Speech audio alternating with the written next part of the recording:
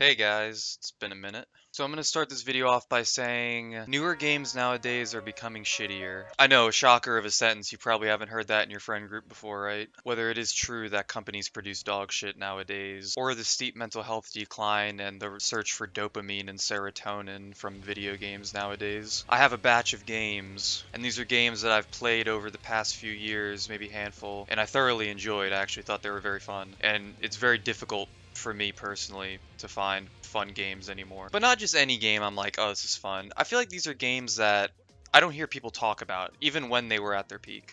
Most of, if not all of these games I'm going to list, I've never heard anybody talk about. I've never seen a meme talking about the relatability of playing the game and how fun it is. I've hardly seen any sort of talk across any social media about these games. These are games that I love, but yet it feels like they just don't exist at all. But I'm talking too much again. Let me just show you what I got. Okay, Hi-Fi Rush is probably, definitely my favorite game, probably that's going to be on this list. Now, I know what you might be thinking. This game was a silent drop by the same developers of fucking Evil Within. There was somehow just no leaks about it ever being in development. It releases one day, and within 8 hours, it's overwhelmingly positive reviews on Steam. What's stranger, though, is that this is 20,000 reviews, and Evil Within 1 and 2 didn't even break 18K, and those games were way more talked about when they're released. So what gives? Honestly, I don't know. It could be the fact that my friends list really didn't seem to favor it a whole lot out of over 200 on my list, or just that nobody in my group cared about the game at all, even when it did drop. This is a game where style is substance. It is comic book feel and sort of an anime-esque exaggerated expression sometimes, even with like the anime zoom lines you might see on cheesy thumbnails on YouTube.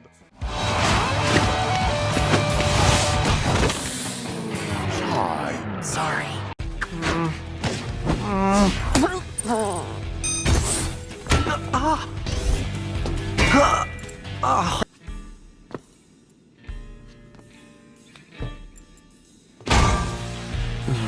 I usually don't enjoy rhythm games, but I really like the way that this was done. And for only $30 too, there's no microtransactions, there's none of that bullshit, it's just an entire solid game. They went with the message that kind of companionship equals strength, but they didn't make it too cheesy, they did it just right somehow. Everything goes from either subtle comedy to in-your-face jokes, and it never feels like it's overdone or too cringe. I remember beating this game in 2 or 3 sittings just because I enjoyed playing it so much, and it was a really great experience. It's an action hack and slash game, but it doesn't take itself too seriously. You can definitely tell they had fun making this, and everything is in sync with the beat that is in the background of these levels. I mean, even the running syncs up with the background beat. The song that you can hear in the background is from the official soundtrack, and they just redid their own version of the song with the same beats and stuff, but made it sound slightly different. Here's some reviews up on the screen just showing you the amount of praise that people give it. One comment I saw a lot was that this is a type of game that makes you feel like a kid again, and I would have to definitely agree with that. It's mindless fun, and I do agree with pretty much every review that's up on the screen.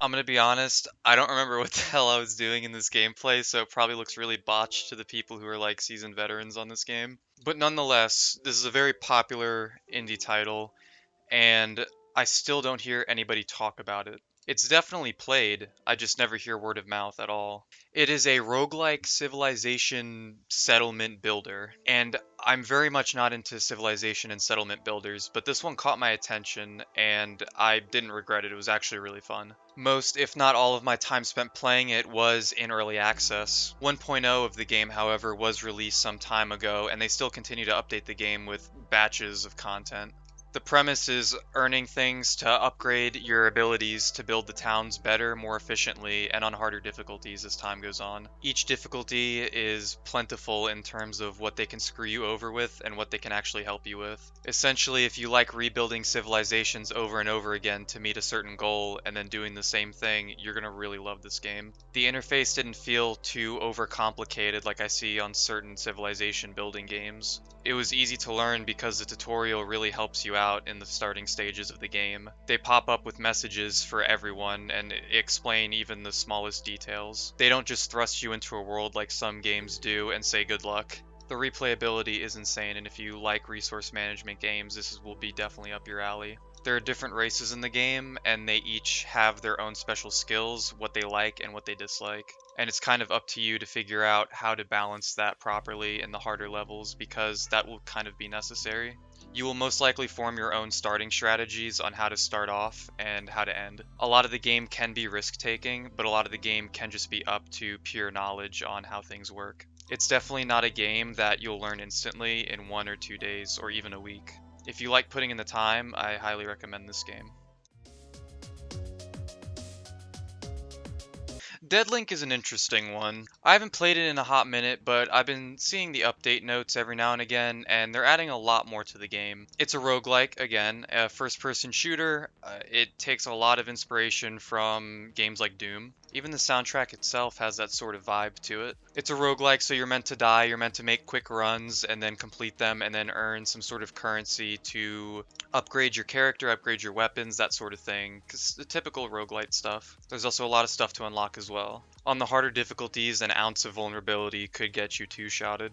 You're essentially some sort of cyborg, and there's different characters you can play as. I'm not too sure how many they have right now, but last time I played there was 2 or 3. I think that the art style itself is very clean and looks amazing and well polished. I saw this game while I was scrolling for probably 5 minutes straight on the roguelite section of Steam. It was kind of hidden down there at the time. But honestly, haven't heard a single soul talk about this game except for me. But I think it's very fun for what it was, but since I played it when it was in pretty big stages of early access, it didn't have a whole lot to offer, and I can't speak for the game right now since it has more updates out, so I guarantee though that it adds enough content to make you replay it even more. I would check it out at the very least and see if it's up your alley if you're into that sort of genre though. So initially I heard of this game from this guy. I've never watched any of his videos, this is the only video I've watched of his. But it said the definition of dopamine drip, and I mean, he's pretty spot on with that. This is the kind of game that eats up your time, but it does it in a very addicting way. You start off on a planet that's completely barren and desert and red and disgusting looking and empty. And as time goes on, you earn these little credits that go towards your company. Now, these credits, when they reach a certain number, they unlock certain things, and the things usually just get more complex and more costly as they go up. This is essentially a waiting game and a very slow progression game in the beginning. But what's neat about this game is that you can see the world shift around you. You can see that the skies clear up, they actually become blue, lakes start forming, and animals even start spawning inside ponds that are made.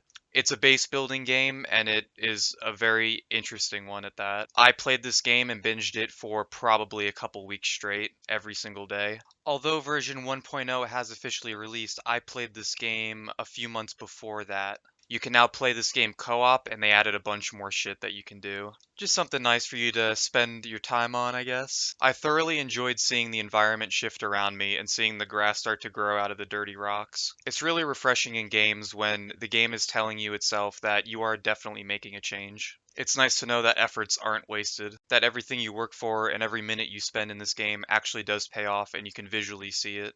This is pretty much a game that you start from nothing, bare bones, and you work your way up towards something really big and glorious. I highly recommend this game, especially if you just kind of like waiting around and building stuff. And also just that rewarding feeling of seeing the planet shift before your very eyes, knowing that you made a difference in the game. It's an incredibly rewarding feeling for something like that to happen. This game has stages, and you usually start the first couple stages off by just giving the planet basic human resources, oxygen, stuff like that. And then as you're helping the planet, you indeed get those tokens, and in return, you get more items to build more stuff to give you more of the same resources, which in turn gives you more points, thus creating a never-ending cycle of you getting points and you unlocking stuff. There's also a decent amount of exploration in this game. There's a lot of I'm leaving that in, but basically there's a bunch of crash landed ships that apparently are procedurally generated this time around in 1.0.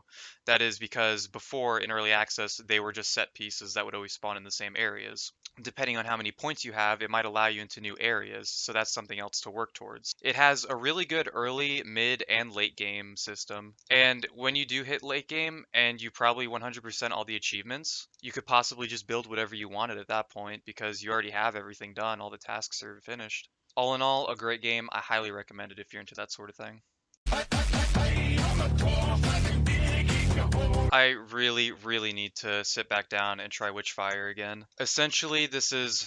Jesus, let me prepare the mouthful of genres I'm about to spew out. Do you ever, like, read a new game coming out and it's like, oh, this is Souls-like Metroidvania? They just give you, like, a whole bunch of genres to say in, like, one sentence. One sec. This is a roguelike, first-person shooter, uh, Souls-like. Let's just leave it at that, okay? 3 different genres to compare it to. So the idea is that since it's a roguelike, you are meant to die sometimes, you are meant to win runs sometimes, and you get a certain special currency that you use to upgrade your arsenal. In this case, it is mainly just firearms and also some witchcraft spells. You play as a guy who wants to hunt witches, but honestly, from what I've played, you're hunting ghouls mainly. There was a high amount of replayability from when I played. I'm pretty sure it's still in early access. There was recently a huge content update, though. There are a couple areas so far, and they thrust you into one, and there's a couple side things you can do before you actually fight the main boss at the end. You can honestly rush to the boss immediately, but it's always nice to try to get loot first and just